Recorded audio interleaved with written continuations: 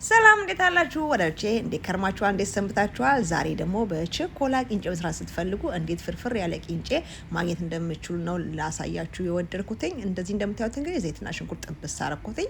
ከዛ በኋላ የአጃ ቂንጬ የተጠቀምኩት። አጃውን በጣም ማጠብ አለብን ውስጡ ያለውን ስታርችን ለማውጣት። እንግዲህ ካጠብነው በኋላ አብረን በዘይቱ ጥብስ እናደርገዋለን።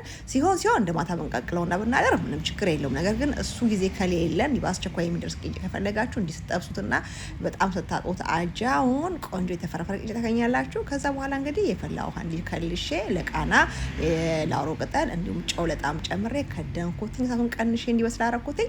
በመቀጠል በምታዩት መልኩ ቅጠሉን ቀስ ብዬ አወጣሁት። ከዛን አንድ ማንኪያ ቅቤ ከላይ ያረኩበት ከፍሪጅ ወጣ ቅቤ ስለነበር የኔ እንደዚህ ከድኜ እንዲቀልጥ አድርጌዋለሁ። በምታዩት መልኩ እንዲቀለጠውን ቅቤ ደግሞ አብሬ አደበላለኩትና እንደዚህ ለገበታ አቀረብኩት። ከምላችሁ በላይ በውስጡ አየር ሲያልፍበት የማይጠባበቅና ፍርፍር ያለ ቆንጆ የቂንጬ ቁርስ ታገኛላችሁ። እንደዚህ አድርጎና ተጠቀሙ። እናንተ በጣም ትወዱታላችሁ። ሰላም ሁኑልኝ። ባይ